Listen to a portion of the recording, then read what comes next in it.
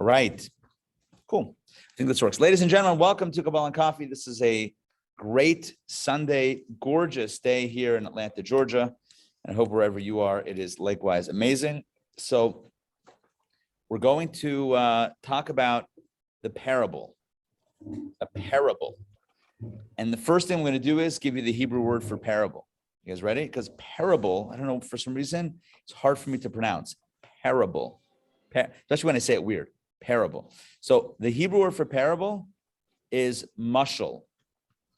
Mushal. Mushal. Okay, if you want to spell it in Hebrew, 3 letters, mem, shin, lamed. Mushal. In the English, if you were to transliterate it, I'm going to drop it right here on the screen. Welcome, welcome. Spelled M-U-S-H-U-L. Mushal. Hey, welcome. And that is what we're doing. It is called the mushal or the parable. It is an example of something that you're trying to illustrate. So here's what I want to do. I want to give you a mushal of a mushal. Ooh, this is super meta. You see what's going on here? I'm going to give you an example of one of these types of examples. All right. So here's a story.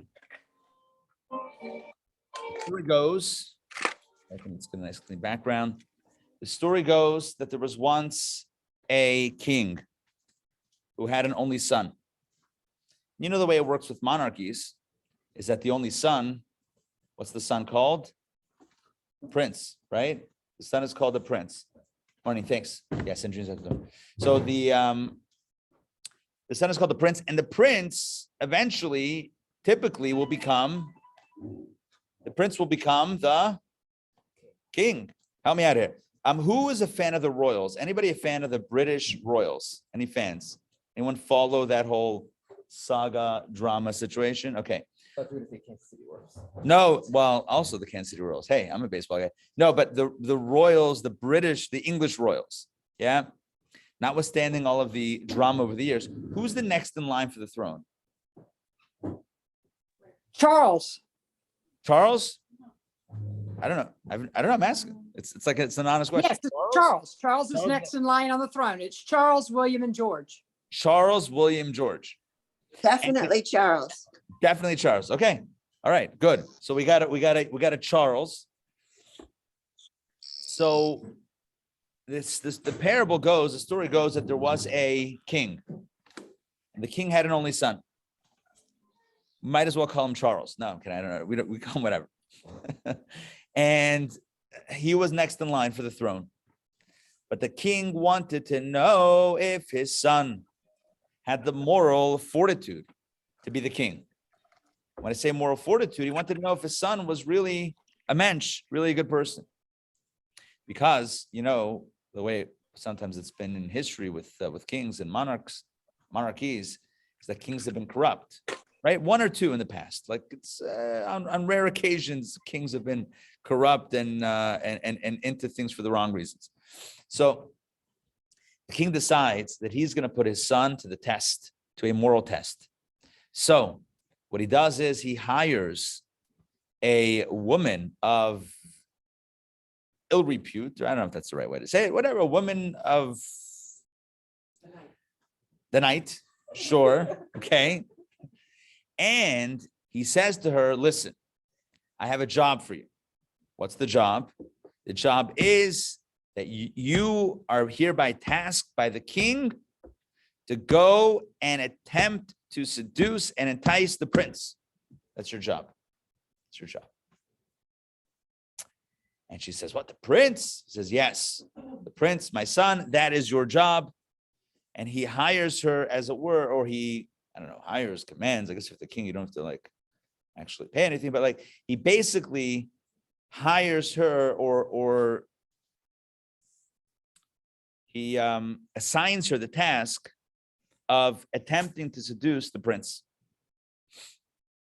Now, what is the king's wish in this scenario? What does he want that his son should do or not do? He wants his son, if she offers, what should his son say? No. What does she want? What does she want? To get paid. To get paid, okay. Okay, sure. Yes. And to please the king. No, but vis-a-vis the prince, vis-a-vis what she's offering. What does she want? Him to accept because that will make the king happy. King to accept or not to accept?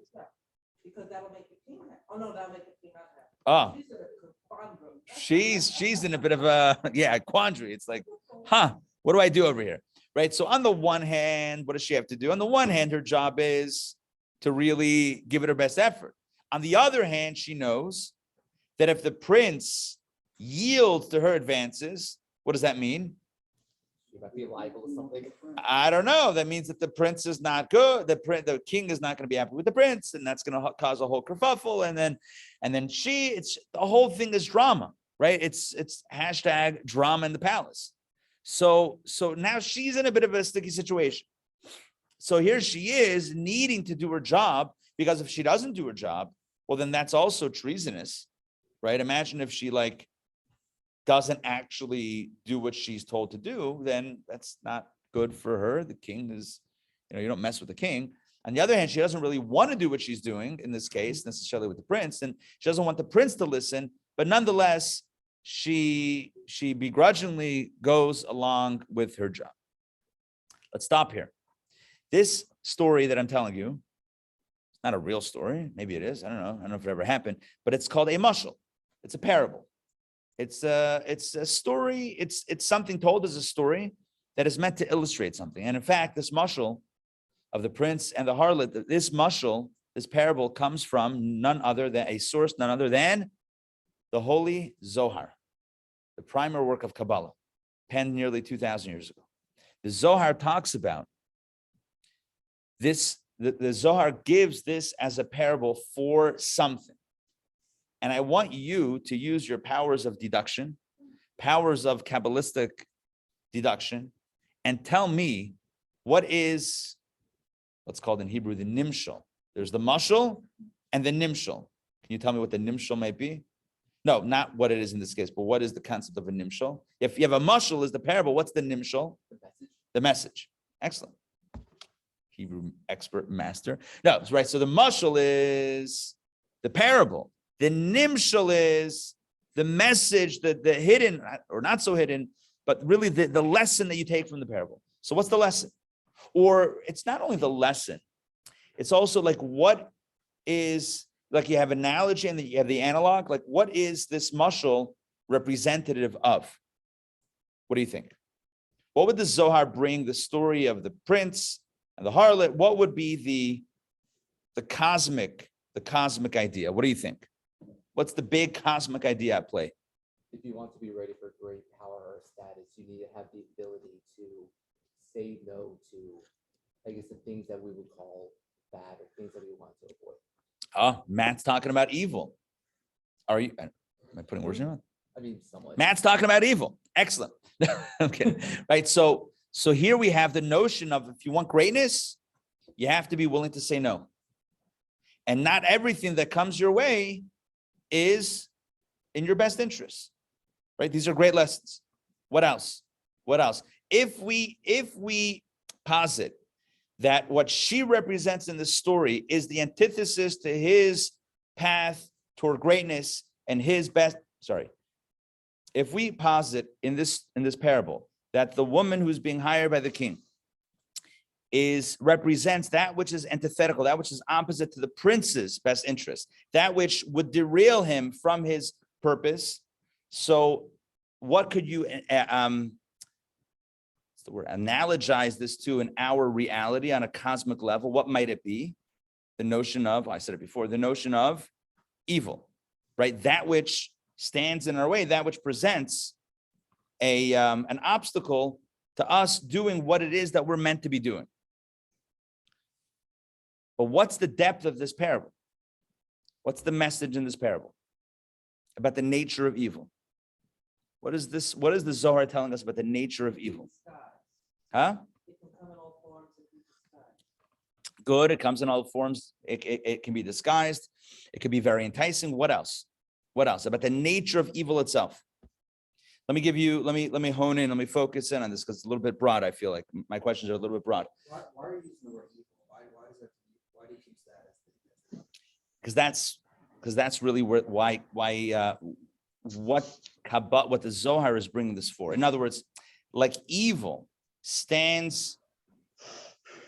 It's a good question that you're asking. I feel like as we explain this, we'll soften our understanding of what evil really is.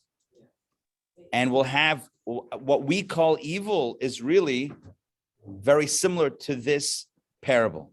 In other words, so stick with your question, because I think your question is a great question. And it's going to actually, I think we'll all understand it as we kind of close in on this idea. What is the nature of her relationship with her mission in enticing the prince to do the opposite of what the king wants? What's her relationship with him?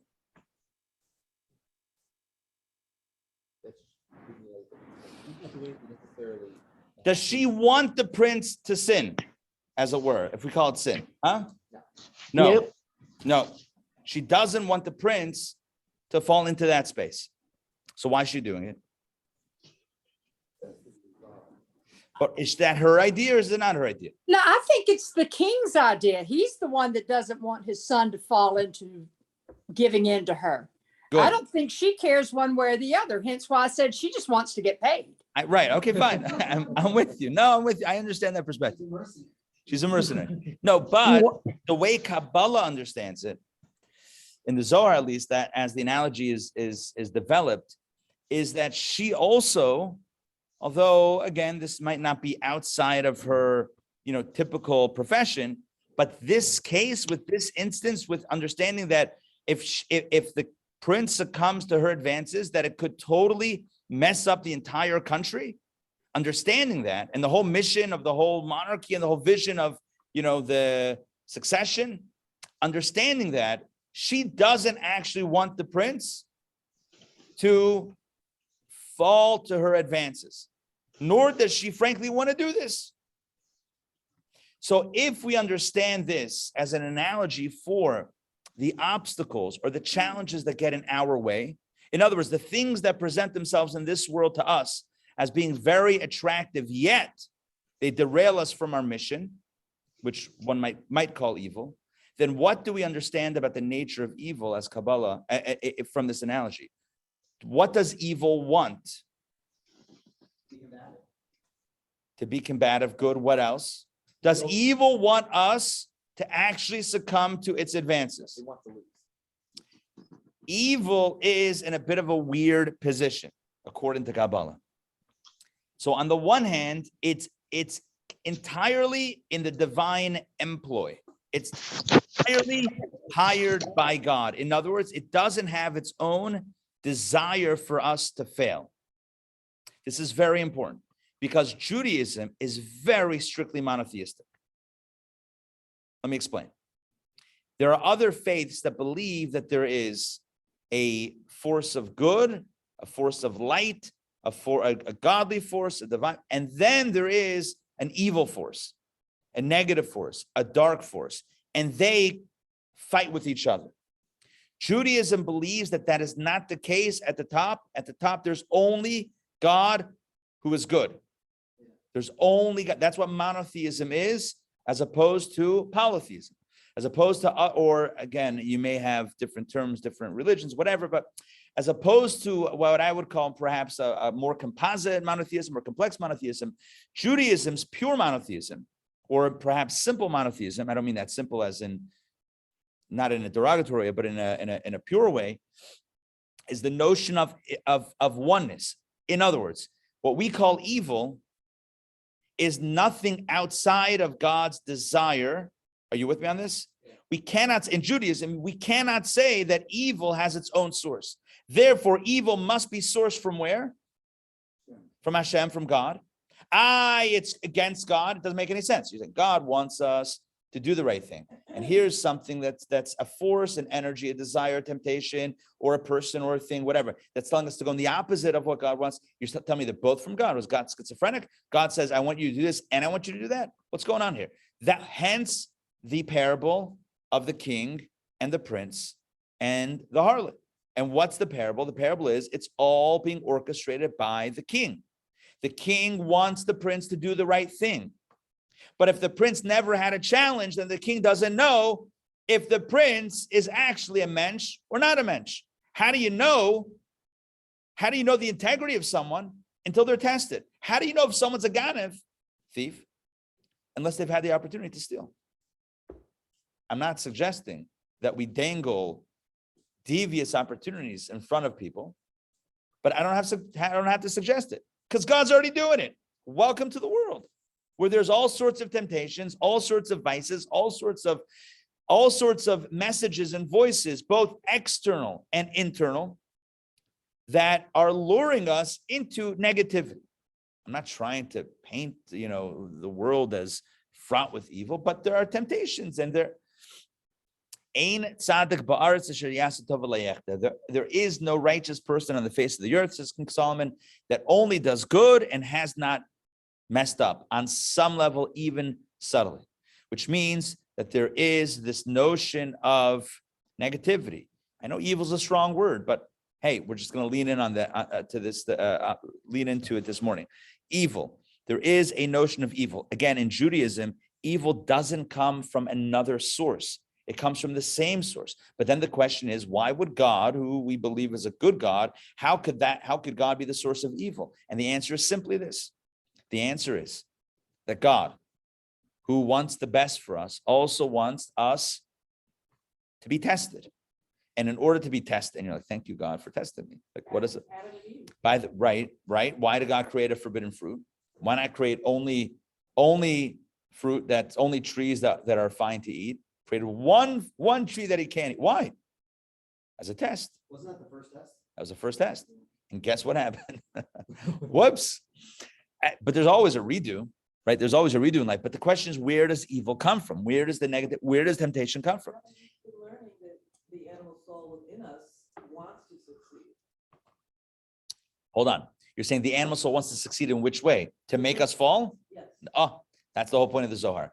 According to the Zohar, the evil inclination and the animal soul, they're created to do a job, but deep down, even they don't want us to listen. That's what the Zohar is teaching us. Number one, everything comes from God. Even that which says, hey, come over here, that's also from God.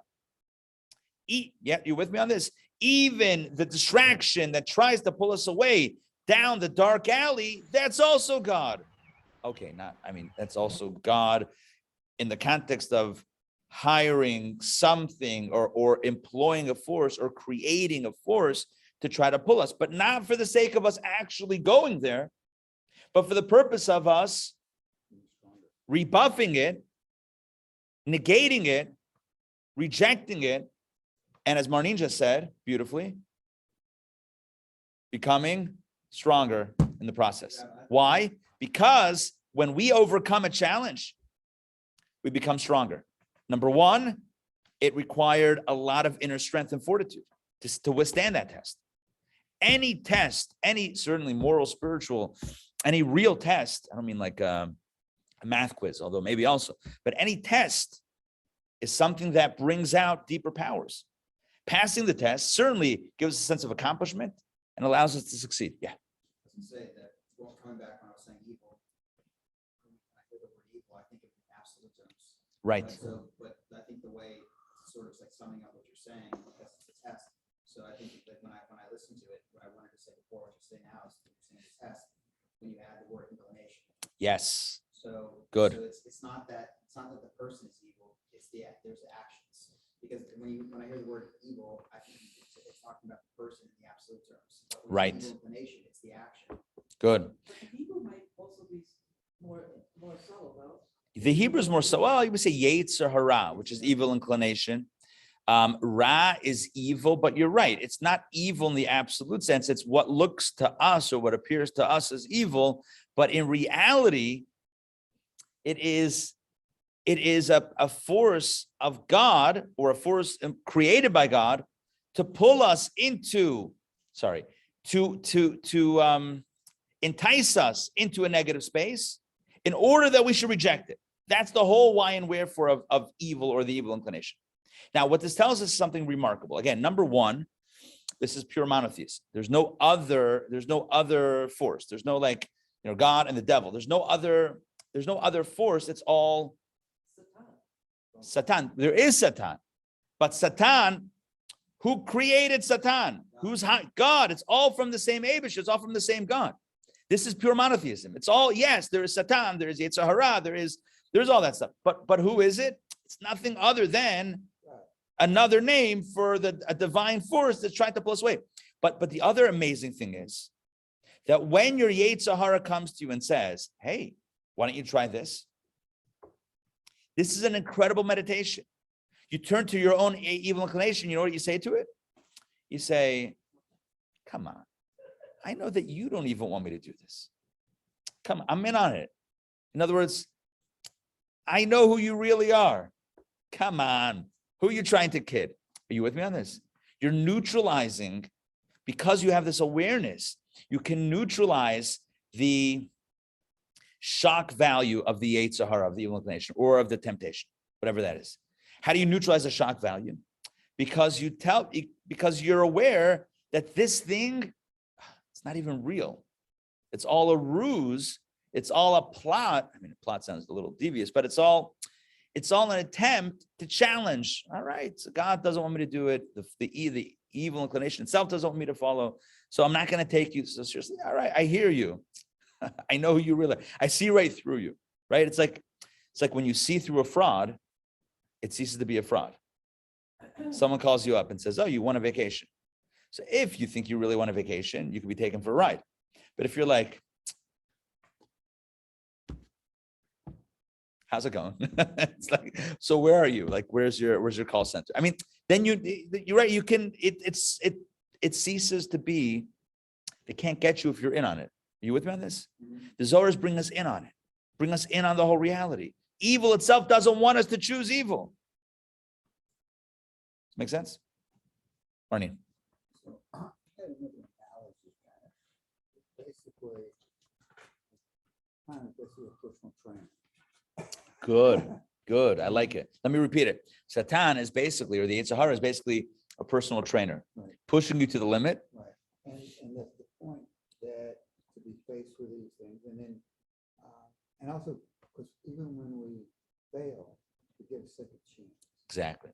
Marlene is saying it pushes us, tests us through the process of being tested. We become stronger. And even if we fail, there's always tomorrow, which I think is really the point of this. And what I said before is there is no expectation of perfection.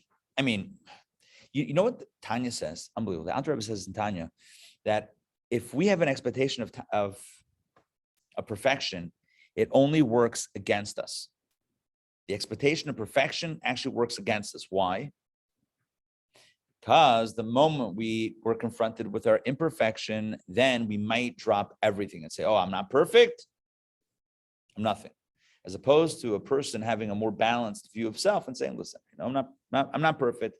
I'm not going to be perfect. I'm not going to always rebuff the advances of the evil inclination. Sometimes I'll be, no matter how much I know, no matter how much awareness I have, I will sometimes be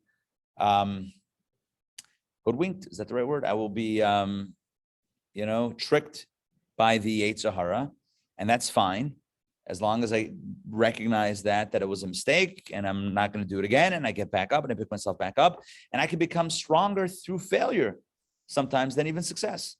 In other words, there's strength in rebuffing the advances, and there's also strength that's born of failing, getting back up, and then never again doing it again, or being driven to not again do that. So there's, say it again, to build on it. And I see Tony wrote in the chat, we're emphasizing self-responsibility as opposed to a trickster element to blame for our own actions. Exactly.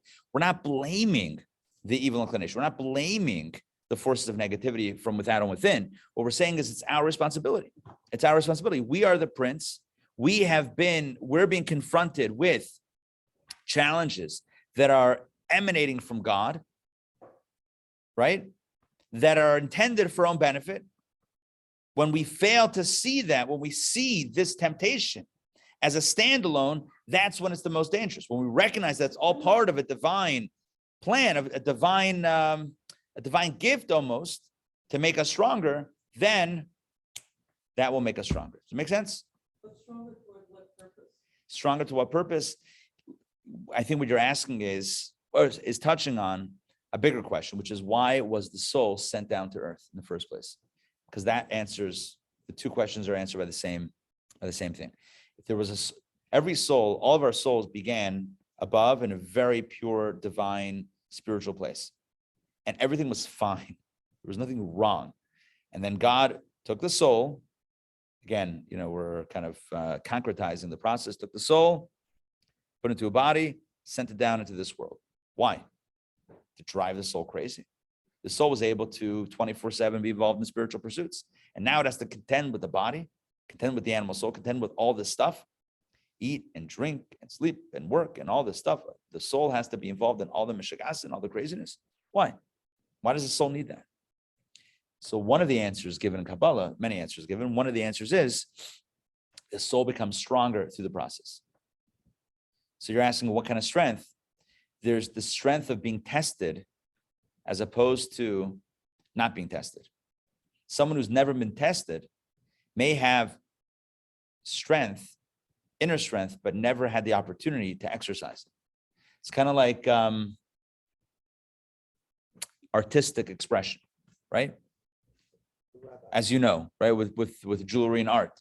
So like if you never had the opportunity to flex that, so you might have had latent powers, potential, but you never expressed it because that never came up. The soul has tremendous reservoirs of strength that hanging out on the beach in heaven, so to speak, it would never access. It only accesses when it's confronted with fierce challenge. The prince, having never confronted a moral challenge, dilemma, the prince will never pull on his own sense of right and wrong, a deep sense of right and wrong. When you shelter the prince in the palace and only good things are around him, so there's some elements, depth of the prince that will never come out. The only way it comes out is when the prince is exposed to the negativity. You're saying, so who cares if the soul is strong or not strong? Good question. I guess God wants the soul to be strong. That's one answer. Another answer is that the soul is not here for itself. It's here to make the world a home for God, and that means Mashiach. So that's a different answer that's given. But there is something about the strength, about the soul kind of realizing its own strength. It says the descent of the soul into this world is for the sake of ascent, because the soul becomes stronger. And I understand your question. So let's say the soul is not so strong. It saved a round trip, right? It's not so strong, but it didn't have to go through all this drama. So maybe that's better to not go through drama. I guess God wants it to be steel, to be stronger.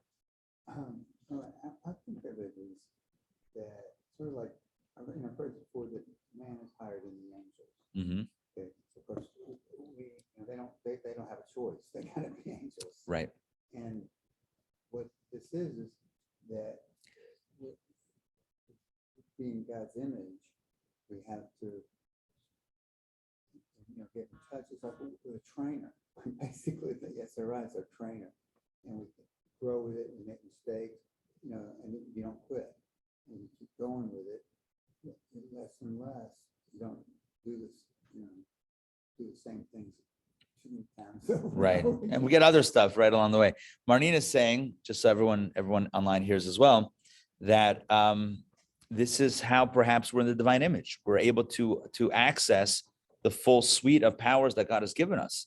Because otherwise, we might have powers that God has given us that remain latent and unrealized. And this way, we're higher than the angels.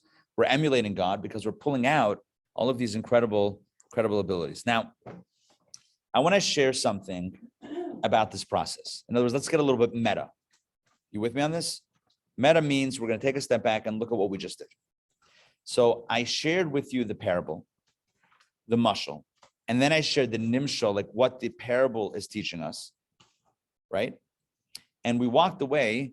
We started off with a story of a king, a prince, and this woman, and we're walking away with an understanding of monotheism, understanding of the role of evil in the universe, and our role in life and our purpose in life. These are very big topics. These are very big topics. Why does the Zohar bring a mashal? Why does the Zohar bring a parable? Why does it give the example of the king and the prince and the woman? Why does it give that example? The answer is because the concept, the way it is in the universe, the way it is spiritually, the way it is with God and with us and with evil and with temptation, etc. If that would be discussed just purely in the concept, it might be a little bit hard to relate to. It might be a little bit hard to wrap our heads around. So when we get a parable, when we get a story, it's a little bit easier to relate to, right? It contextualizes the lesson. Does that make sense?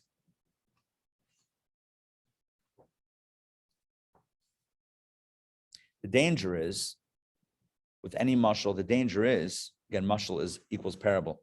The danger is that a person might hear the parable and just think it's an interesting story and get stuck with the story. Tell you another story. There was once a young boy. There was once a young man who visited the Lubavitcher Rebbe. This was shortly before his bar mitzvah. As was the custom, so bar mitzvah boys and bar mitzvah girls and people that were chasanim and kalas, grooms and brides that were going to get married shortly, so they would have an opportunity, depending on the year, depending on the era, an opportunity to have a meeting with the Rebbe, And so there was a young boy, keep on saying young boy, a young man of 12 years old. Can you call a 12-year-old a young man? What do we call a 12-year-old? I don't know. Close enough. A 12-year-old boy on the cusp of his bar mitzvah had a private meeting, I think with his parents, but had a meeting with the Rebbe. And the Rebbe said to him, American boy from New York, this is back, I don't know, 50s, 60s, who knows? So Rebbe says to him, do you like baseball? And the boy says, yeah, I love baseball. He says, do you go to baseball games? He says, yeah. I don't know if you know, back in the day, the Brooklyn Dodgers, before they became the Los Angeles Dodgers, they were Brooklyn Dodgers. And the Brooklyn Dodgers played in Ebbets Field. You know where Ebbets Field is? Crown Heights. Not that far from Chabad headquarters on Eastern Parkway. Sandy Koufax. Yeah. So Brooklyn Dodgers, Ebbets Field. The Rebbe once noticed that this is back in the day, maybe even the 40s or 50s. This was really early on. The Rebbe became Rebbe in 1951. So this might have been even before that.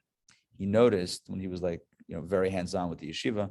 So he noticed that one of the guys hadn't been at the nighttime learning session, the night learn. So he saw him the next day. He said, where were you? He said, I have to confess, I went to a baseball game.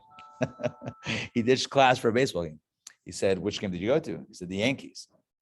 He said, look, if you're going to a game, at least you should support the local team. Anyway, that was going all the way to the Bronx. You got a local team right here. My grandfather, a blessed memory, grew up in Brownsville, which is, if this is Crown Heights, it's a few blocks east of Crown Heights, but it's like just a handful of blocks east of Crown Heights. My grandfather grew up a Yankees fan, so it wasn't so uncommon that even people in the neighborhood-ish were Yankees fans. I guess, when you win 27 World Series or so, or whatever it is, I guess you get a fan base. Anyway, back to our story. So he asked the young boy, do you like baseball? Yes. Do you go to baseball games? Yes. He says, okay, let me ask you a question. You go to a baseball game. What's the difference? Maybe he asked him some more questions. So do you cheer for your team? Yes. Okay. But what's the difference between the fans and the players? Oh, no. He said like this. I'm sorry. He said, one second. Rewind the drop. He said, if you're at a game and your team is losing, like big time, a lot of runs, and it's like the 6th, 7th, 8th, and you're like, your team is not going to win. Is it possible that you're going to leave? He said, yeah, got to jump on traffic, leave. I must confess, I did that with my kids last week, Monday night. Went to the Phillies Braves game. We got a replica ring, and then we noped out in the 8th inning. But it was a school night and it was very late. So the Rebbe asked this young man, this 12-year-old boy, he said, what about the players? They also leave? He said, no, of course not. They're the players. Yeah, but they're losing and they're not going to win. They don't leave? No. Set up. Hook, line, and sinker, baby. So he says, what's the difference between players and the fans? The fans, no matter how rabid they are, they're just the fans. And they can leave the game. But the players are committed. Rabbi says to this young boy, he says to him, you're almost bar mitzvah. Until now, you've been a fan of Judaism. When you become 13, you become a player. Until now, you're learning about Judaism and it's exciting and whatever, but you're not on the hook. You're not on the hook. You're a fan. You might be really into it, really excited, on your feet cheering, woo, but you can always leave the game. But when you become bar mitzvah, bat mitzvah, bar mitzvah, when you become of age, you become a player. Now you're in it to win it. You got to see it through. There's no quitting the game. You're in it. You're in it. Make sense? There are many stories where the Rebbe pulled out like science or technology or sports analogies and like. You think he used that with multiple? It's possible he used it for more than one. Yeah, it's possible. But I know the story from in one particular instance. There's a book that a friend of mine compiled. I forget what it's called. It's something along the lines of like life's messages or whatever. But it's like all these stories where the Rebbe used like modern current examples to like share spiritual truths. So this was the Rebbe's way of speaking to an American kid who loved baseball on his terms and telling him what a bar mitzvah is about. Like what's going to happen when you turn 13? So it's another birthday. It's another year checked off on the calendar. What's a bar mitzvah? It's a DJ. It's a party. It's a kiddush. Or is it something else, something much deeper? And the Rebbe was expressing this. Now you're in the game. You're no longer on the sidelines. You're no longer in the stands. You're no longer watching, observing, participating on some level, saying we won, even though it's not really we. But when you become bar mitzvah, now you're on the team. This is a mashal. It's a parable. The Rebbe was trying to speak to this child and impress upon him the importance of bar mitzvah. There's multiple ways to do that. You could say being a bar mitzvah is a responsibility, and you know what a 12-year-old hears responsibility? Blah blah blah blah blah responsibility. What's responsibility mean? What does that mean? But you use sport. You use something that the child can relate to. Baseball. I know that I paid money to get in. So I'm invested, but I can always leave. When you're on the field, you can't leave unless your name is Antonio Brown. But other than that, you cannot leave. You cannot leave in the middle. Yeah, okay, fine. But again, you could, theoretically, you could retire, but. No, I'm saying that's the difference, what makes it chair, like for the last. Right, you can like tune out from the game. Yeah, true, right. But anyway, so what is the role of the mashal here? What is the role of the parable? The role is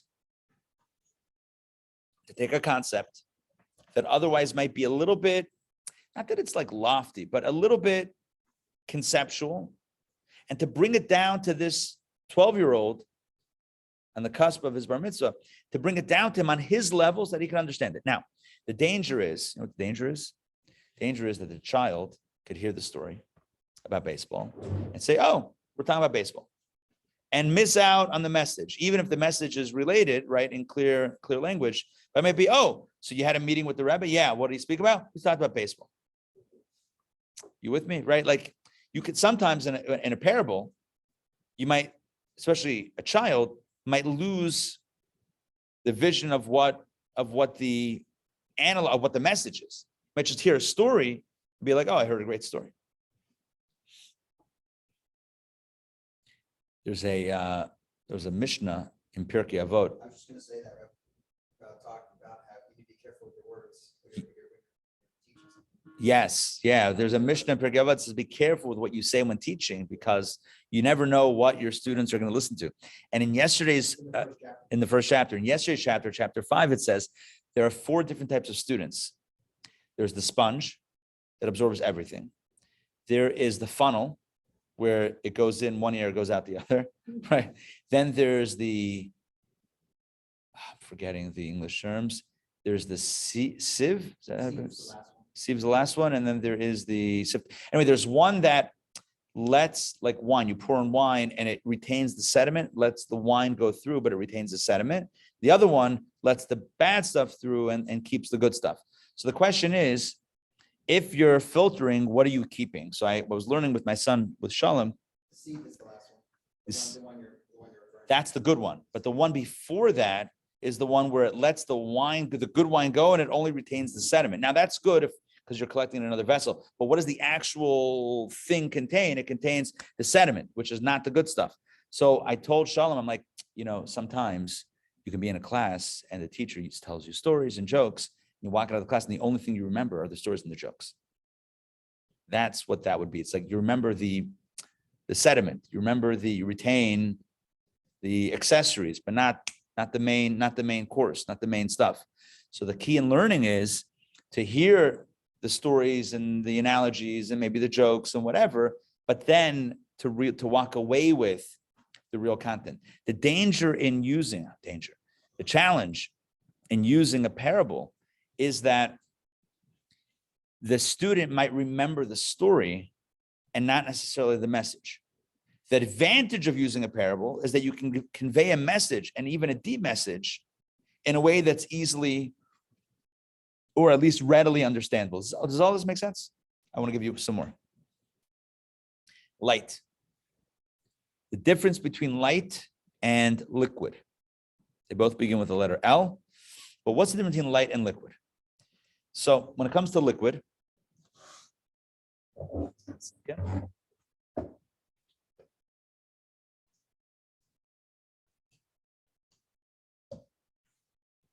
sticky cups. Okay, when it comes to liquid, huh? I'll take one of the other ones. Yeah, I could. Okay, when it comes to liquid, I have right here tea. I want to spill it on my computer, but trust me, there's tea in here. And I can pour it from one cup to the other. I have 2 cups of tea. This may not be the most environmentally friendly example I've ever done, but nonetheless, I now have 2 cups of tea. This cup, I can finish and consume. I can consume this entire cup. I can drink this entire all the tea in this cup. And this cup, this new one, will still remain, correct? This life exists, this entity, this reality, this liquid exists now separate from this one. It started off unified. I poured off some into another cup, and now there are 2 iterations of liquid. One is not dependent on the other. When it comes to light, we find a very different reality. Light cannot exist without its source. If you take a flashlight in a dark room, imagine this room was pitch black, and you come in with a flashlight and you shine the flashlight around the room, then you walk out and close the door, the room is now dark. It doesn't retain any of the light that you sprayed in the room, correct? If you put light in a box, if you put a flashlight in a box and then close it while you pull out that flashlight, is there light in the box? No, you cannot trap light in a box. You know why? Because light always needs its source. I know I'm saying obvious things, but there's a difference between liquid and light. In the language of Kabbalah, shefa and ar. Shefa means a flow, typically a flow of liquid, and ar is light.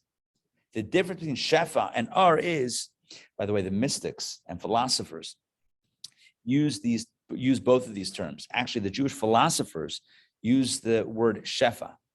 If you've ever heard of the word hashpa'ah or mashpia, hashpa'ah means like a flow of energy, a flow of blessing. Then you have ar, which is light. The Kabbalists prefer the language of light over shefa, over flow, over the word flow, overflow. And the reason is, before I get to the reason, so what's the difference? Again, when you pour something, when you pour liquid into a new place, it stays in that place, and the original, the source, can be eliminated, can be destroyed. It doesn't affect the second generation of the liquid. Whereas when it comes to light cannot exist in a second generation without the source. If you turn off the flashlight or remove the source of light in a room or in a box, that light is no longer, because the light is nothing but a ray or a shine from the source. Our light is its entire identity is when it's connected to the mar, to the source of light. Turn off the light for a moment, turn off the source of light for a moment, and all of the light disappears. But I'm going to say it one more time. Light, look outside, and it's bright outside. There's light, sunlight. There's no light. That light doesn't exist. No, I know it exists because I see it. You and I see it. But it doesn't exist separate from the sun. All that we're seeing here is an emanation from the sun. If the sun were to disappear, God forbid, that light wouldn't be outside. It just wouldn't be. It couldn't be. Because light doesn't have its own life outside the source. Does this make sense? Yes? Sort of. Kabbalah uses this as a mashal, as a parable, to understand how creation works and how everything in existence is utterly dependent on its source. Whereas many ancient philosophers believed that there was a God or a first cause or a prime mover that spawned or that began everything, that got the ball rolling on existence and creation. The ancient philosophers, I'm referring to like the Greek philosophers and others, believed that prime mover or first cause is no longer involved in the goings on of the world. In other words, that God can pretty much be taken out of the equation, and the world is created in such a way that it is ongoing and it keeps on rolling forward. Whereas Kabbalah says that's an impossibility. Why? Because everything is created. Everything is created in the construct of light, and the nature of light is that if you want the light to be shining here, it has to be connected, unbroken, in an unbroken way to the source of light. If at any moment that connection is disrupted or the source disappears, then the light disappears as well. We are nothing but, something we discussed in many classes and many instances. This reality that we're in is nothing but, what's the word I'm looking for? Not a hologram, but a projection. It's a divine projection. Think about a movie theater, right? You have the movie projecting on the screen. It's coming from the back of the theater. There's a room with a projector, and it's right shining. The light is shining. If that projector goes out, the movie stops playing. If someone puts up an opaque panel in front of that projector, the movie stops playing. Why? Because there's no movie there. Even though you see it on the screen, that's not where it is. It's there. What you're seeing there is nothing but what was over there. Everything that we see here is nothing but what's up there. Our reality is completely contingent on the divine source, unbroken, without any disconnection. If for any moment this were to be interrupted, the connection between source and manifestation would be interrupted, we would cease to be. This is a parable. The parable of the sun and light and the nature of light is a parable brought in Kabbalah and Hasidic philosophy to teach us about the notion of creation and also constant creation. why it is that we believe that God constantly is recreating the universe. Because like a projector that's projecting an image or a film, a movie on the screen, there constantly has to be a flow of light. If the movie starts playing for the first 5 minutes and then someone unplugs the projector, the movie stops immediately. It has to constantly be flowing from projector to screen for the movie to keep on going.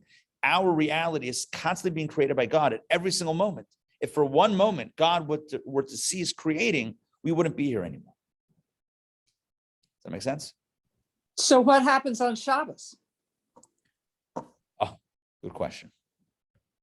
Good question. When we say that God rests on Shabbat and doesn't create, what it means, it doesn't mean that he doesn't project. It means that he doesn't create in a way of novelty or using the language of Kabbalah. This is referring to chitzonius ha'olamos, the externality of the worlds is what ceases to be, but the pnimius ha'olamos, but the inner aspect of creation is still being powered. In other words, God is not fixing things on the outside, but he's still powering things on the inside. It's kind of like on Shabbat when we rest, we don't actually stop living, but we stop doing the external things, the external work, and we start living, but we continue to exist in a deeper way. I'm giving you the base. Now it gets even more complicated.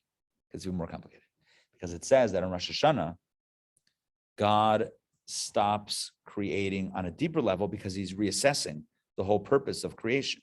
So the Kabbalists ask the question, what happens when Rosh Hashanah falls out on Shabbos?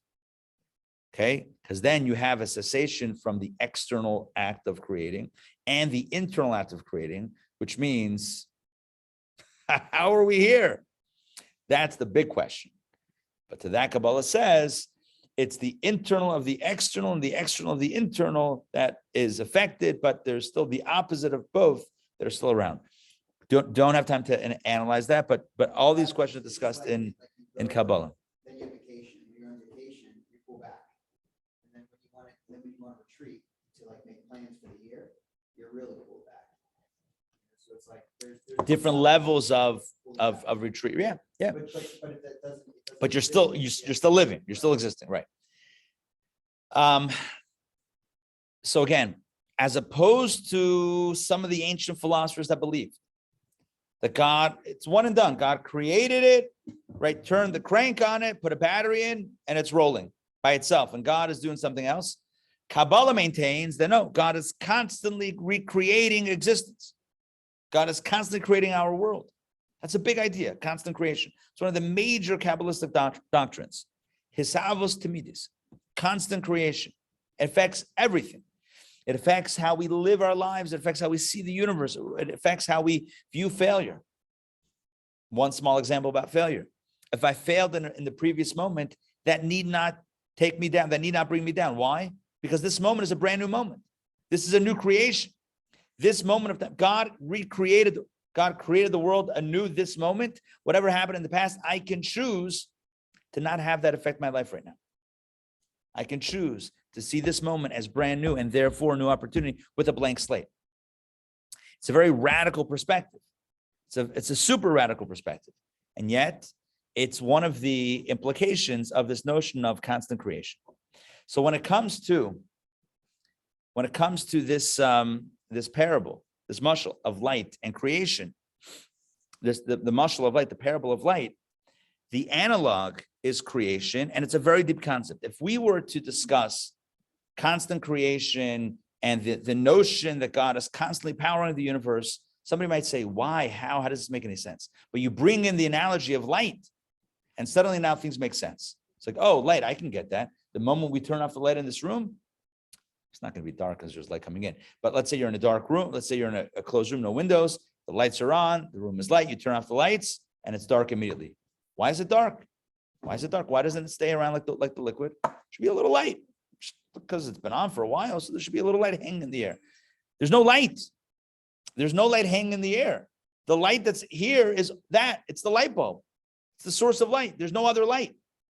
Light doesn't have its own existence. Light doesn't have its own existence outside of the source of light. In the same way, the world doesn't have its own existence outside the source, which is God. Does that make sense? Sort of. more or less. Finally, one more parable. This is one that we did recently in our JLI course, Beyond Right, to illustrate the notion of collective and mutual responsibility. So we gave the example of a ship comprised of many cabins. Let's put a number on it. Let's say you're on a ship and that you're on a cruise ship. And the cruise ship, let's do raise of hand. Who's been on a cruise ship before? Cruise ship? Any cruise ships? Okay. You're on a cruise ship. And somebody decides that they're going to drill a hole under their cabin. That's it. They're going to drill a hole. Why? Because it's their cabin. They paid for it. Paid for it. It's a 10-day cruise, and that's it. They paid for the cabin. They're going to drill where they want to drill. Are there cabins that are underwater? Is that a thing on a ship? Or no? Or typically above water? No, they're above water? All right. You see my extensive experience with cruises. Non-existent, huh? Hope not. So again, we have to perhaps stretch our imagination because I'm sure modern cruise ships are not built so rickety. Nonetheless, imagine someone's drilling under their cabin, and that's going to cause a breach. And person says, "Listen, I paid for the cabin. I'm going to drill where I want to drill, and that's it. You. This is my personal business with my cabin. Stay out of it." They rented it, they don't own it. Theoretically, person says it's mine. That's it. Forget about it. It's mine. Don't mess. Don't bother me. I don't bother you. You don't bother me. I'm drilling a hole. That's it. This is not your business. It's my business. What would you tell them? What do you mean it's not my business? Of course it's my business. Your hole, right? The water that comes in because of that little hole that you're drilling, that's going to affect me. Of course it's my business. There's another parable about a guy who wanted a piece of rope. He need a piece of rope. You know, when those moments come, I need a piece of rope. So he's at a party, decides to start snooping around for some rope. So he goes up to the attic and he sees there's rope. He takes out a knife, a pocket knife, whoosh, flips it open, and just saws off a piece of rope. In the meantime, that rope was holding up the chandelier. And I know that's not how chandeliers work nowadays, but just work with me. Back in the day, maybe the chandelier was roped through the ceiling into the attic, into the whatever, and it was tied around something. This guy cut the rope, the whole chandelier falls and almost hurt, almost caused injury and certainly caused damage, financial loss. The guy comes down, everyone's shocked. They look at the guy, where were you? I was upstairs. What were you doing? Just cutting a piece of rope. It's a parable. What's the analog? What do you think? Story of the guy cutting rope. What's We're all intertwined. We're on to time. What else? Yeah. I got you. What else? What's the message? What do you think? Don't be selfish. Your What else? individual action can have unforeseen consequences for the whole community. Yeah, your one action could have a lot of unforeseen consequences. What else? Sometimes a small action. I just cut a little bit of rope. Also, the individual perspective. You can have a perspective. Right? He's like, I want rope. Like whatever happens, happens. Yeah. But sometimes even a little action can have a big consequence. And again, this is the parable. If you want to tell somebody about how one action can change the world, or one action can affect things positive or negative, you could say that, but it helps to have a parable, a mashal. It helps to have like a story and illustration, even if it's not a real story that ever happened, but it helps kind of contextualize. So today we did probably 5 or 6 different mashalim, different parables. We started with the king and the prince and the woman, and then we went to baseball, and then we talked about, what did we talk about? We talked about light, and we talked about rope, we talked about boats, maybe something else along the way. And all of this was to explore the technique of sharing an idea, not as a pure idea, but couched in a story, in an illustration. And the reason why we do this is in order to help convey the idea in a way that's relatable. One more. It's not a parable, it's an illustration. Teach a 5-year-old child. If you want to teach a 5-year-old child math, addition. All right, so you'd say 2 + 2 is 4. Might as well be talking to the walls. 2 + 2 is 4. For a child, those are words. 2 + 2 is 4. You ever see a little child encounter math for the first time? You ask them what's 1 + 1. They don't even understand the concept of why one thing plus another thing equals another thing. Like all of that, the entire concept of the equation is just speaking a foreign language, let alone the details of the equation. Are you with me on this? It's completely beyond, at a certain age, it's completely beyond the child's grasp of what that means. So forget about 2 + 2 is 4, because it doesn't mean anything. Here's what you do. Take 2 apples, 2 cups, as it were. Put them down in front of the child. Say, how many cups? 2. Take another 2. How many do you have? 4. Great. 2 + 2 = 4. 2 apples plus another 2 apples. How many do you have now? 4 apples. And then you say, what's 3 + 3? And you get 12. But the point is like this. The point is like this, that you've taken an abstract concept. See, we're so proficient in math and it's so intuitive to us at an older age, right? That it seems obvious 2 + 2 is 4. We don't need the parable. But for a young child, 2 + 2 is 4 doesn't mean anything. It literally doesn't mean anything. It's just words. You ever hear a child when they first encounter a joke and they want to tell you a joke? Like you tell them a joke and then they want to tell you a joke. Kids make up jokes all the time. Their jokes are sometimes even less funny than my jokes. I know how that's, no, but it's not a knock against kids. Kids are figuring these things out, right? It's not a knock. It's not a negative. It's part of the learning process. A child hears like a setup and punchline and doesn't understand the as perhaps sometimes I don't either, the exact nuances of what makes a setup and a punchline, what makes the surprise element.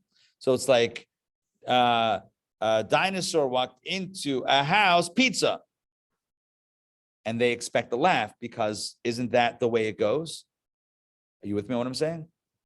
The construct, the basic construct is there, but the details of how that works, a child, a younger person has to develop and has to understand, or doesn't have to, but will come to understand and grow into.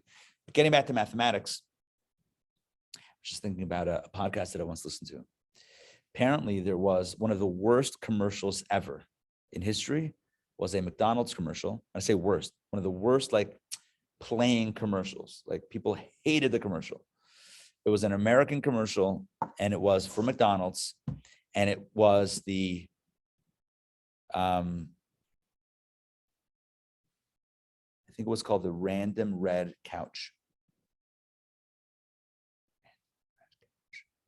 Something like that, random red couch. It was a red couch, red sofa. I think they said sofa, it's a couch, random red couch. And it showed people like, oh, smiling, having fun, like flopping into the couch and then eating McDonald's and like, and just it totally fell flat. People were so annoyed and bugged by it, they pulled the commercial. This podcast was dedicated, this episode, to figuring out how that ever got approved. How in the world did someone think that was a good idea for an ad? It was so literally, it was called the random red couch. Like there was a jingle even, a random red couch. It's like, what does that even mean? Here's what happened. They got a guy from England who was in the company, who had done very well in Europe and England. They brought him over to America. And his perspective of American humor was that it was random. Seinfeld, Friends, it's all like random, friends on a couch. So he's like, perfect, random red couch. It's gonna kill it in America. Problem is, he didn't understand the subtlety of the randomness. It's not just random. Seinfeld is not just random stuff happening to New Yorkers. It's brilliantly random. Are you with me on this? There's a brilliance in the randomness. It's not just random. But what happens when you don't know it from the inside? You make a commercial that just absolutely viscerally annoys people to the point that it stands in infamy to this very day, even though no one here has heard about it. But trust me, it stands in infamy in advertising circles. What's the moral of the story? Tell a child 2 + 2 is 4. No idea what you're talking about. It's a random red couch. No idea what you're talking about. 2 + 2 is 4. Give them 2 apples and another 2 apples. Now they get it. That is what a mushal is. That's what a parable is. A parable is what takes a theoretical concept and makes it real. Why am I telling you any of this today? Why are we talking about parables? Because everything that I've shared with you up until now is a parable. Everything that we've discussed today is a parable. Not for the individual lessons that we've gone through today, but the concept of a parable is a parable to how God created this world. How do you go from Atzilus, the world of emanation, to the worlds of Biyah, Bria, Yetzira, and Asiya, the worlds of creation, formation, and action? How do you go from a spiritual reality to ultimately a physical, concretized reality? This, here and now. Bricks and mortar and grass and trees. And how do you go from there to there? So Kabbalah says that there's a big jump between the origin of reality, the spiritual origin of reality, and the more concretized version of it. How do you go from one to the other? You know what it's like? It's like an analogy where you have a concept and you make the concept manifest in a story. Is the story the concept? No, it's a story. Are apples mathematics? They're apples. But they represent something. They represent a lesson. They represent a higher truth or a truth that's beyond them. The story, the parable from the Zohar, how we started today's class, of the king and the prince and this woman. That's all to bring out the nature of monotheism and evil in this world, which is a very lofty concept. But instead of just expressing the pure concept, the Zohar puts it into a story. What is the relationship between the story and the message? On the one hand, once you see the message in the story, you say, they're the same. It's one and the same. The message and the story, they're all the same. But when you look at it on another level, you say that the message is the message. The story is like a shell. The story is a case that holds the message, but the story is not the message itself. The story is but the container. Does that make sense? The story is a container that can hold the message, but the story is in itself something disconnected. Our reality is a parable of the spiritual truths. This is the mushal. We are the apple to God's arithmetic. Someone isolate that. It's a good snippet right there. We are the apples to God's arithmetic. We are the baseball game to God's bar mitzvah speech. You with me on this? This world, this reality, this physical reality is the parable of the spiritual truths that lie above. So what is our relationship with the spiritual source? That's the pure idea, as it were, of reality. And this is the construct that allows us to relate to that, or gives us a sense of identity that we can then unravel, or we can climb up to get to that higher truth. Does any of this make sense? This last piece? What I'm about to say by that makes sense. The light, the flashlight thing you said before, it's kind of like this world's the echoes of the flashlight. Right. We are the pair, right. Bottom line is we are the pair. All of these were parables, right? today. We did parables and then the message. And the point is, that's us. We are the parable to God's spiritual truth. The relationship between the world of Atzilus, which is a spiritual reality, and us is the relationship between a concept and the parable and the story that we put it into. So you're teaching children and you want to teach them a moral lesson. So you tell them a story that has that moral, that lesson inside of it. And their reality, they might only hear the story. You hope that they can unravel or unpack the story and extract the lesson from it. But it's a good story otherwise.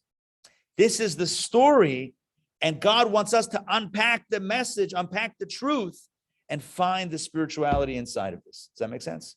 We are the story, inside is the spirituality. Find the spirituality in the story. Let's do this inside.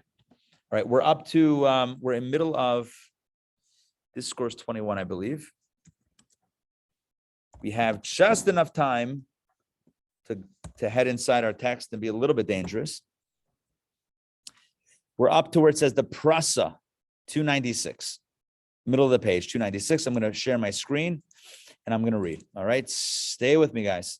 The prasa, Atzilut, which is the world of emanation, the highest spiritual reality, is utterly removed from Biyah. Again, Biyah is an acronym for Bria, Yetzira, Asiya. Those are the three lower worlds. We are in the A of Biyah, Asiya, which is the world of action. So Atzilut, there are four worlds in Kabbalah, four worlds in this the strata of creation. So we have the world of Atzilut, which is translated as emanation, Bria, creation, Yetzira, formation, Asiya is action. We are in the world of action, or at the end of the world of action. Atzilut, the relationship between these four worlds is 1 and 3. The first world is vastly removed, in other words, vastly transcendent from the lower three realities. Let's continue. How then can there be a descent in a manner of hishtalshalut ila va'ol? How then, he's asking, can the light or the energy descend from Atzilut to Bria, to Yetzira, to Asiya, when you have an unbridgeable gulf, when you have this incredible gap between the highest world and the lower three worlds? How does the light flow down? And it has to. It has to, because if we're here, it means that it's an unbroken continuum. See Parable of Light prior in this class, right? It can't be broken. If you have a flashlight and at any point, or a flashlight, if you have a laser beam, right? And at any point you put a shield in front of it, it's not going past the shield. So if there's if there's a gap between Atzilut and the other worlds, so how do they exist? There has to be a flow. The answer is, he says, this hishtalshalut, this evolution is not like that within Atzilut itself among its sphirot, or within Bria internally, or within the other worlds. It's not a straightforward cause and effect relationship where one at one level begets the next level. I'll give you an example. He says hishtalshalut within Atzilut itself, or within Bria, within the sphirot. Give an example. There's a hishtalshalut il va'al of seichel and midas, which means ideas and feelings. What you know affects how you feel. Okay? What you know in your head affects how you feel. If you become aware of something, oh, now you might be happy about it. That was like, oh, not happy. But if you become aware of something, oh, I like it, I'm excited. Somebody tells you, by the way, I have a gift for you today. It's like, oh, I'm excited. This is great. Why? Because ideas, that what you know affects your emotions. Conversely, you can have something that you become aware of that now you might be anxious about. You might be afraid because you learned something new. Now I'm afraid. I hope that doesn't happen. So ideas beget emotions naturally.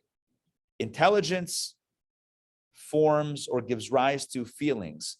Seichel and midas, intelligence and emotions. They have a continuum. That's a direct line. He's saying here the relationship between Atzilut and the lower three worlds is not as direct as intelligence and emotions. They have a direct line. Atzilut and the world of emanation, the other worlds, don't have a direct line back inside. And yet they're connected. The hishtalshalut from Atzilut to Bria is through the prasa. The prasa means a curtain. The prasa can be compared to the relation of an illustration. And here's where Here's what I was doing today. The prasa, the curtain, can be compared to the relation of an illustration, a parable, to the original idea it is to illuminate. The illustration, the mashal, the parable, is quite alien to the original idea. Apples are not mathematics, and the prince is not us. I know it represents us, but it's not us. It's a prince in a story, right? The illustration is quite alien to the original idea. It conceals the original idea so completely that some may not even realize that it represents something other than itself. In other words, a person could hear a parable and think it's a great story and never realize there's a higher lesson. Later, he says, when the idea emerges from the illustration, it certainly is not the same as it was before it was clothed within the illustration, but neither is it a new and different idea. Now, you have something weird. You tell someone a story or a parable, and all they hear right now is a story. And then you're like, by the way, like this is what I did before. That's how I started today's class. I said, here's a story of a king, a prince, and a woman. What does it mean? We had all these different ideas. And every one of us might have come up with a different lesson. But the teacher, the one who conceived of this, the Zohar in this case, had a specific intent. But the recipient, until you tell them what the message is, if you just hear the parable, you might think, number one, it's just a story. Number two, it might have another message. And the idea that emerges from the illustration, he says, is certainly not the same as it was before it was clothed within the illustration. So it's never going to be the same as the original idea, because it's always going to be couched in the story. But neither is it a new and different idea. It's the same idea, but it's couched in an illustration.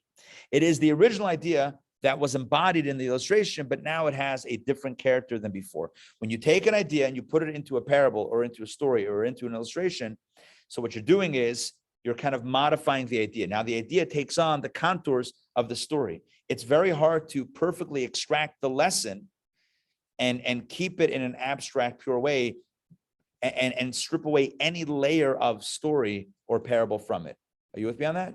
It's hard to strip that away. Back inside. This is the function of the prasa. It conceals the chachma of Atzilut. When through the prasa it becomes chachma bria, it is like the idea that emerges from the illustration. It is a derivative. So when you go from chachma of Atzilut to chachma of bria, when you go from the wisdom or the wisdom of the world of emanation to the next world down, wisdom of the world of creation, there's a gap in between the two. So how do you get from one to the other? It's like through the analogy. It's like through the parable. It's like the illustration. It's a derivative. It's not the same idea. It is clothed and cloaked in a new form. It is light that became new in the world of Bria. For it is not at all similar to the Chachma, we continue on page 298, that is an Atzilut. But it is not the same, but it is not some entirely new entity, for it does derive from Chachma Atzilut, but in a different form. In other words, it's related, but not exactly the same as before. It's the relationship between the original concept in the parable is the relationship between Atzilut and Beria, the world of emanation, the world of creation. It's pure idea versus analogy and parable that has a handle on it. That's the relationship between the world of emanation and the world of creation. This is not the same as how Chachma Atzilut relates to the infinite light. So that's how Atzilut relates to the lower worlds. How does Atzilut relate to what's above it? In the infinite light, in his essence, he continues here, there is no state of Chachma whatsoever. Chachma doesn't exist higher than Atzilut, higher than the world of emanation. No category of that sort. There's no such thing called Chachma in the Ein Sof, in the infinite. Chachma Atzilut then is completely and utterly incomparable to the infinite light. But in Atzilut proper, there is a state called Chachma. So Chachma and Bria and even in Asiya are not utterly and absolutely incomparable to Atzilut's Chachma. What he's saying here is the relationship between Atzilut, that's the world of emanation, and the worlds that follow it is radically different than the relationship between Atzilut and the reality that precedes it. Atzilut to beyond, Atzilut Ein Sof, is like something from nothing. There's no Chachma in the Ein Sof. Ein Sof means infinite. There's no Chachma means wisdom. There's no wisdom in the Ein Sof. Not that Ein Sof is not wise, but there's no discernible dimension called Chachma in the Ein Sof. So from Ein Sof to Chachma is just an absolute blank wall. It's an absolute hischachos, something brand new, something from nothing. But to go from Chachma Vatzilut to Chachma Bria is like from an idea to a parable. There is a relativism. There is some relation from one to the other. It's a gap, but it's relative. That's what he says. But in Atzilut proper, there is a state called Chachma. So Chachma and Bria, and even in Asiya, are not utterly and absolutely incomparable to Atzilut's Chachma. So Chachma in the lower realms has some sort of relativism to Chachma in the highest realm. The latter is, in fact, removed from the state of Chachma Bria. In Bria, therefore, the lower levels of Chachma emerge through the prasa, meaning that they appear as different from Chachma and Atzilut, but they do have common terms of reference and relationship with Chachma and Atzilut, and that ends the chapter. What we've said today is the following, that there is a gap. What is the gap? There is a gap between the highest world and the lowest worlds. But notwithstanding the gap, there's still a connection. There's a gap, but there's still some sort of relationship. And what's the relationship like? It's like the relationship between an idea and its parable, where on the one hand, they're two totally different realities. One is an idea, one is a story. But when you look a little bit deeper, you realize, okay, but the story reflects the parable. Even if it's apples, it's not math, it's not addition, but there's still a relativism, there's still a relationship. But between Atzilut and what's above it, incomparable. It's not even like an analogy or a parable. It's absolutely incomparable.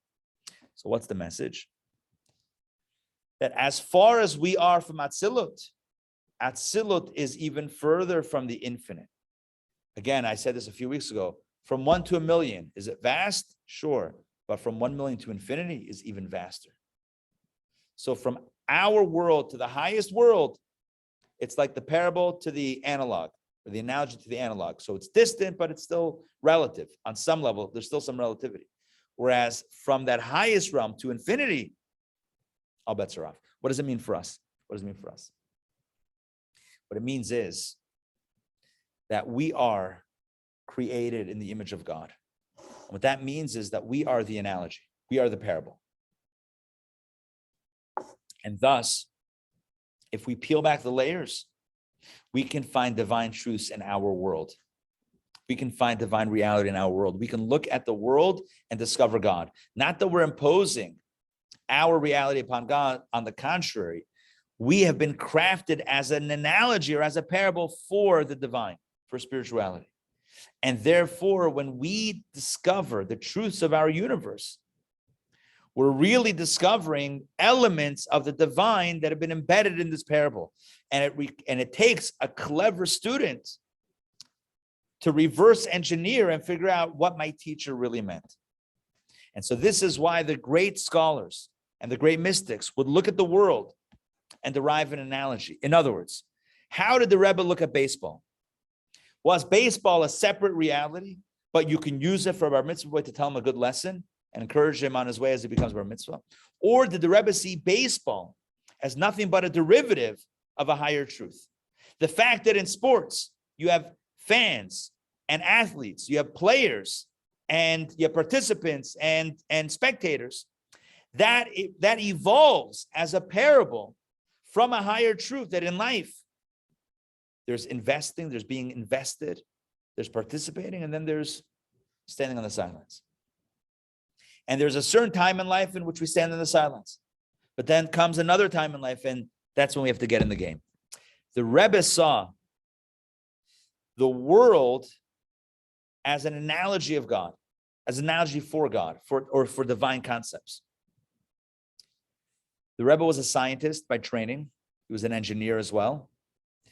And the Rebbe used his knowledge of language, of science, of engineering, etc., to not to teach lessons, but to discover God in the universe.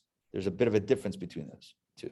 One is that I'm illustrating spiritual concepts, Jewish concepts, by using things in our sandbox. But there's a deeper truth, and that is showing how God is found even on the diamond. Different. One is I'm using baseball as an analogy for bar mitzvah, as a story. Another way is to see God, see spiritual truth, see Judaism in the baseball diamond. That's really what's going on here. It's showing how this is manifest, the higher truths are manifest in every part of creation. And that speaks to the unity and the oneness of all. So what's the moral of the story? The moral of the story is there's a continuum. We are the parable. We are the mashal. And so when we look at ourselves, as it says in scripture, it's from Job, from my flesh, I can perceive God. Not that we're imposing on God, but we recognize that our reality is the analogy. And so this week, let's open our eyes to find the spiritual truths that are right around us, because they are right around us. We are that analogy. And as we do so, we get ourselves ready for the holiday that's upcoming, which is Shavuot, which is the time, the day that the Torah was given to us, divine revelation. There's one thing that holiday gave us. It's a sense of unity and oneness, that we can find God in everything. Like the story goes, the guru, the Zen master, goes over to the hot dog stand in Manhattan and says, make me one with everything. The Zen master replies, oh, and then he gives him money. Then he asks for change. The hot dog guy says, change comes from within. All right. Thank you for joining me today for Kabbalah Coffee. There is no Kabbalah Coffee next week. Why? Because we'll be right here, gathered for the holiday of Shavuot. Shavuot begins next Saturday night. It's a 2-day holiday. So it begins Saturday night and it goes Sunday and Monday. It ends Monday evening, Monday night at nightfall. And it's, again, the anniversary of the giving of the Torah at Sinai, the anniversary of the revelation at Sinai. So we gather in synagogue on Sunday to hear the reading of the 10 Commandments. We will be having services in Chabad Intown, upstairs in the sanctuary, starting at 10 o'clock. 10 Commandments around, 10:45, 11-ish. Come for the 10 Commandments, stay for a dairy brunch, ice cream party. It's a Sunday. So have a Sunday on Sunday, an ice cream Sunday, as it were, on Sunday. Israel, it's one day. Yeah. Listen, they have one cheesecake, we have 2 cheesecakes. Who's living better right now? About the holiday or about Kabbalah? Your last thing you said in the class. Oh, so if it's about content, if it's about Kabbalah, wait, I have just announcements before people go, and then we'll circle right back to that. So, but importantly, next Saturday night, we have a very special event. It's called Torah Talks. What are Torah Talks, you ask? It's a gathering in which we'll hear 4 talks from 4 individuals from our community, some of which may or may not be around this table, and talks on different topics. Join us 10:30 p.m. Saturday night, 10:30 till 12. The good news is Shabbat is a day of rest, which means take a nap Shabbat afternoon, right? Sleep throughout the day a little bit, the afternoon. Then you'll be ready to go for Saturday night, 10:30 p.m. right here in Jeff's place. We'll have a deluxe cheesecake bar and coffee bar, and exciting and captivating talks and insights and conversations. And join us for study next Saturday night. By the way, the reason why we study at night is because when the Torah was given the first time, or the only time, but when the Torah was given 3,334 years ago, the Jews slept in and Moses had to wake them up. So it says, Talmud says, the sleep this time of year is like pleasant. And so they slept in. So to fix that, tikkun leil shavuot, to fix that, we stay up all night. So by the next morning, we're really exhausted. I don't know, but that's what our custom is. We stay up all night studying Torah. Listen, you don't have to commit to all night. Just give me that hour and a half from 10:30 to midnight, and then we can take it from there already. Like we can already negotiate once you're here. We'll negotiate how long we want to go with other class. I'll have other classes and other presentations to teach. But give me that 90 minutes. Let's get the evening started. So we study Torah, and it's a tikkun. By the way, the Rebbe discusses this at length. Why were they sleeping? Why did they sleep in? They counted down all the days. Sfir Sa'omer, they were counting the days till the Torah was given. How could they sleep in? The whole thing doesn't make sense. Well, they were told from the beginning. Moses says to Pharaoh, let my people go so they may serve me on the mountain. They knew that there was a destination. That was before even the first plague hit. They knew that was going to be the destination, the culmination of this. So how'd they sleep in? So the Rebbe explains, because sleep is a state of higher consciousness, right? When we sleep, the soul is not so enmeshed in the body. It's kind of like it's more transcendent. right? We're a little unconscious, a little bit. It's a little taste of death, meaning the soul is a little bit elevated. So they figure that what would be the ideal state to accept the Torah? An elevated state of consciousness, right? They wanted to get high to receive the Torah, essentially. And that was a mistake, because God wants the Torah here with us, implementing it in a physical way. Classic idea that the Rebbe shared time and again, the idea that we're not meant to get out of ourselves, right? Torah mitzvah is not about escaping self, sleeping, escaping, getting high, but it's about living here and with eyes wide open and clear vision of our reality. All right, so that's about Shavuot. Join us next Saturday night, June 4th at 10:30 p.m. Sunday morning, 10 a.m. for 10 Commandments and dairy brunch following services, etc. Okay, thank you all for joining. Donna, jump in. Right, so your last sentence was, we are parable. So we have like a parable and there's a message. So what's Yes. the message of us being a parable? What's the message of us being the parable? So number one, that there's a continuum, there's a connection, a relationship between us and the source, which is incredible, that we are a continuum and we can find the divine in this reality. That's the point. That's the big idea. We can find the divine right here. And it's not superimposing upon God or superimposing something. It's on the contrary. We are the analogy. We are the parable. It also helps us not take things a little too seriously over here. But when you know it's just the mushal, it's just the parable. All right. I want to thank Dr. Maxey. Thank you for sponsoring Kabbalah Coffee in memory of your dear mother. Thank you very much. May all the learning indeed be for her eternal and precious memory. Thank you. Thank you. I want to wish everybody a Shavuot Tov. Have a wonderful week, a week filled with blessings and study. We have one more week till Shavuot, one more week of prep. So let's get ready for the holiday. We have classes throughout the week, Daily Power Parsha. We have JLI Tuesday night and Thursday. We have other stuff going on as well. So stay tuned. All right. Thank you. Thank you, Yaakov and Tony and Mariana and Catherine and Dr. Maxey and Joe and Linda and Alex. Rabbi? Yes, Yaakov. It may be the same as the question Donna just asked, but why is there a necessity for the curtain? You mentioned that Too pure. our direct relationship with God is the actual real connection beyond the parable. I Yeah. mean, is that necessary, or is there a protection from Atzilut, from Berea, so that we don't cause damage to Atzilut? Is that critical? Excellent questions. I don't think it's about the protection as much as it is about it's too strong. It would be too pure. We would be, if there was no curtain, we wouldn't look like this. It would still be Atzilut, which is a spiritual reality. Does that make sense? So Yep. God steps it down to the parable, and that's us. We are the parable, so we take concrete, like an idea that takes concretized form in a parable. We are spiritual energy concretized. That's why our reality is a physical reality.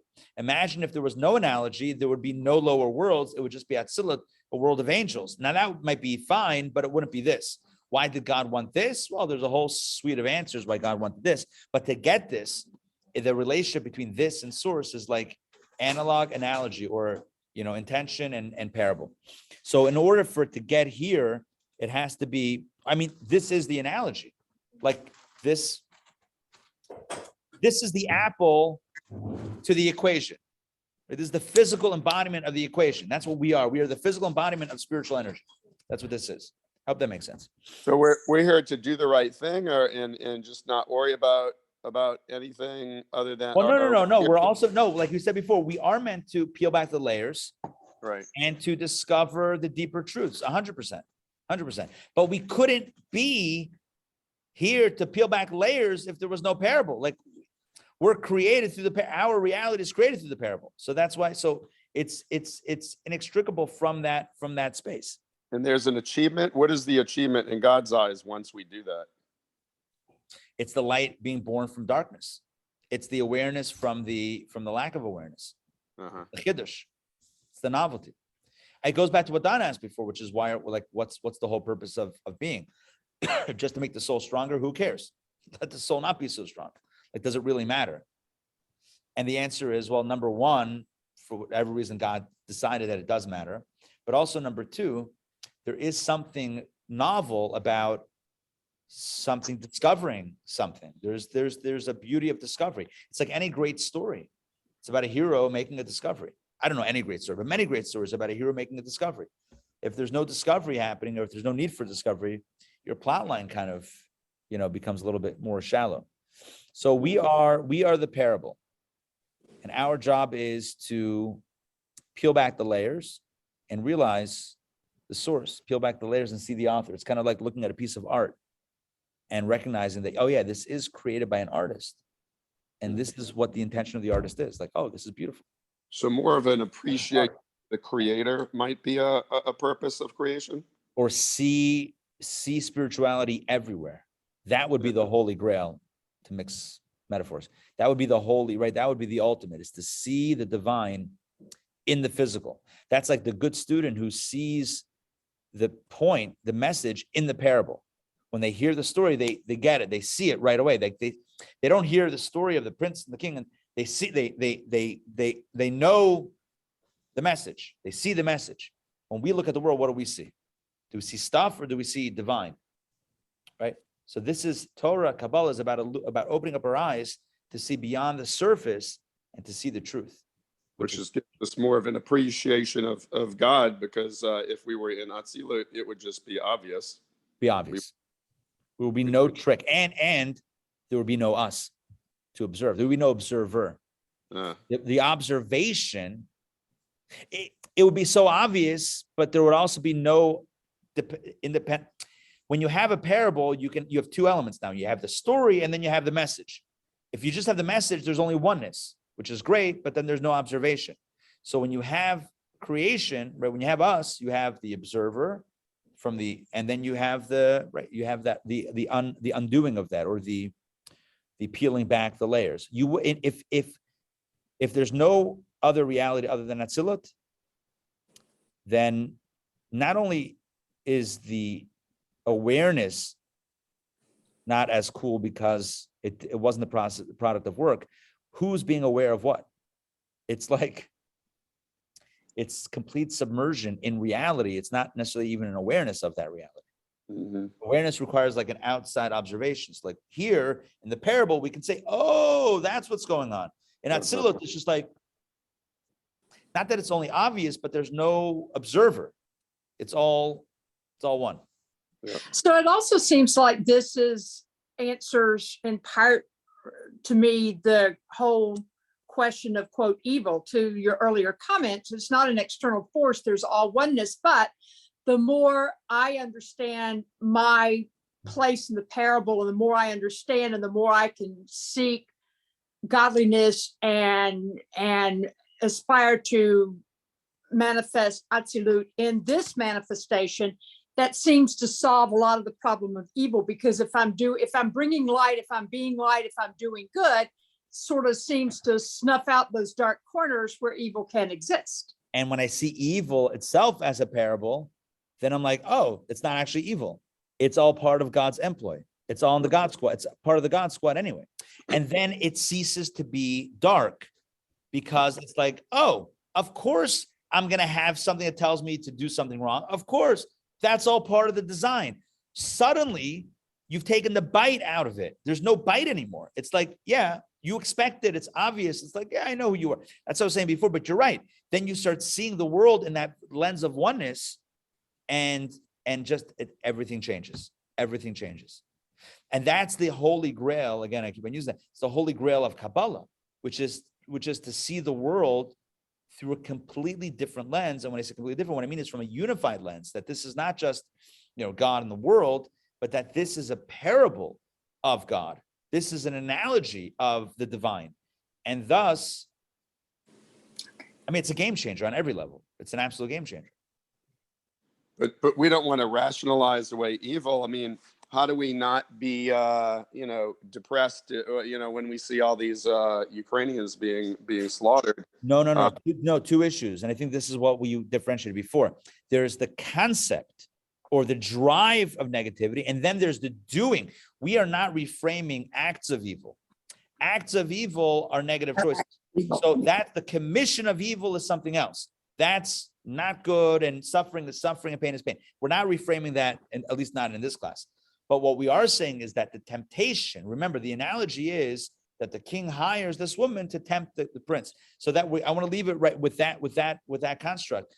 That means that the possibility or the drive for negativity, that itself is coming from ultimately a positive place to make us stronger. But let's not fall for it, because it's also part of something positive that is unleashed when we see it for what it is, and when we don't fall prey to its clutch or to its advances. So that's really conscious. How do we view evil in the world? That's something to fix. That's something that we need to step up and fix. That's clear. Our job is not to say, well, everything's fine because it's all divine. So therefore, it's like and you raise a point that highlights, and maybe I'll end with this, that highlights the tension between recognizing that everything is a divine parable and between recognizing our role in this world. It's like the Roman or Greek, whatever, who asked Rabbi Akiva, or one of the Talmudic sages, said, "You believe that everything comes from God? Sure. You believe that God has a plan? Sure. So then why do you, I think he said, why do you pray for healing or something? Why do you heal the sick? If God wants them to be sick, then they should be sick." And he says, "Do you ever eat bread?" He says, "Yeah." "Why do you take a wheat that grew and grind it and then make it into something else that God didn't make?" Like people say, like, if God intended human beings to fly, he would have given them wings. People who don't fly in airplanes, like if God wanted people to fly, they would give them wings. But Judaism looks at it differently. Like God gave us the tools to fix things. So on the one hand, we embrace that this is all divine parable. On the other hand, we also recognize that we have a role to fix things, to change things, to make things better. So we should never not want to make the wrongs in this world better. Not everybody resists. Because not everybody resists, right? Sometimes the prince messes up, and at that point, we got to fix something. Anyway, all right. Have a wonderful day. Have a wonderful week. We'll see you all. And Shavua Tov. Lots of blessings to everybody. Take care. We'll see you guys soon.